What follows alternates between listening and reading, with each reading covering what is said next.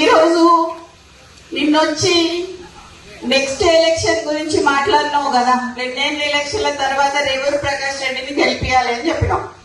రేవూరు ప్రకాష్ రెడ్డి అంటే పరకాలకి తెలియదు, పరకాలంటే రేవూరు ప్రకాష్ రెడ్డికి తెలియదు ఎలక్షన్ల ముందట. అవునా కాదా? ఎవరు వచ్చిండ్రు? కొండ మురళి వచ్చి తిరిగితే రేవూరు ప్రకాష్ రెడ్డి గెలిచిండు.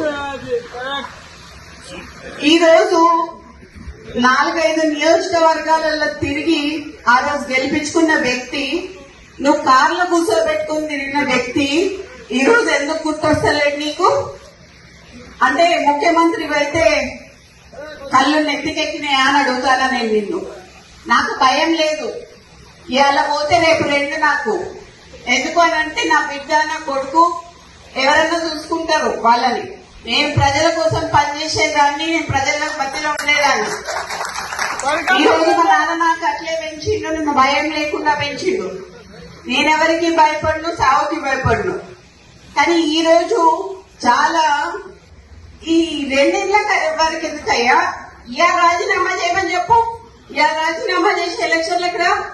నా ఇల్లు ఇక్కడ వంచనీళ్ళు ఉన్నది, 3 అంతస్తుల బిల్డింగ్ నీకు ఇస్తా. వచ్చి అక్కడనే ఉండి రేవూరు ప్రకాష్ రెడ్డికి నువ్వు వచ్చి క్యాన్వసింగ్ చేయి. రేవూరు ప్రకాష్ రెడ్డి గెలుస్తాడా, లేకపోతే కొన్న కుటుంబంలో ఎవరి నుంచి గెలుస్తాడు? ఈ రోజు నేను అదే అడగదలుచుకున్నా. నీతో పాటు ఒక పొంగు ఉన్నది. ఆ పొంగు ఎక్కువసేపు పొంగదయ్యా, పోతుంది. మరి నువ్వు ముఖ్యమంత్రివా ఆయన ముఖ్యమంత్రి కూడా తెలుస్తలేదు. ఇక్కడ మొన్న హైదరాబాద్ లో ఇంద్రమ్మ ఇల్లు ఇచ్చేటప్పుడు హైదరాబాద్ లో ఆయన పొంగు పోస్టర్లు వేసుకున్నారు. మరి అక్కడనే హైదరాబాద్ ఇన్ఛార్జ్ అయిన పొన్నం ప్రభాకర్ గారి ఫోటో వేయలేదు. అంటే బీసీలన్నీ అంత చులకన్నా మీకు?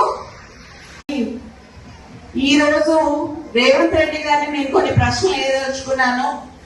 దాంట్లో భాగంగా మీరు మొదట పిసిసి కావాలని కోరుకున్నది కొండా సురేఖ, కొండా మురళీధరరావు గారు. ఆ రోజు వారు మాట్లాడుతూ కొండా మురళి గారి ఆదేశాల మేరకు కొండా సురేఖ గారు పిసిసి రేవంత్ రెడ్డి గారిని ప్రపోజ్ చేయడం జరిగింది. తర్వాత ఢిల్లీ స్థాయిలో కూడా ఆమె ప్రపోజ్ చేయడం జరిగింది. ఆ రోజు నువ్వు పిసిసి అయినాక ఫస్ట్ మొట్టమొదటిగా మా ఇంటికే వచ్చారు. వచ్చి నువ్వు అన్న మాట ఏంటంటే మా నాన్నతోని కొండా మురళి గారితోని అన్న 38 సీట్లు వచ్చినా 36 సీట్లు వచ్చినా నీకు ఎమ్మెల్సీ ఇస్తానన్నావు.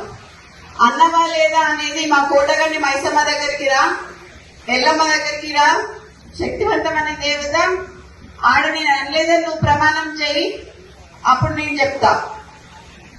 ఒక బీసీ బిడ్డకి, ఒక క్రౌడ్ పుల్లర్ కి ఎందుకు ఎమ్మెల్సీ ఇయ్యలేదు, ఎందుకు పదవి ఇయ్యలేదు అని నేను అడుగుతున్నా. ఈరోజు నిన్నొచ్చి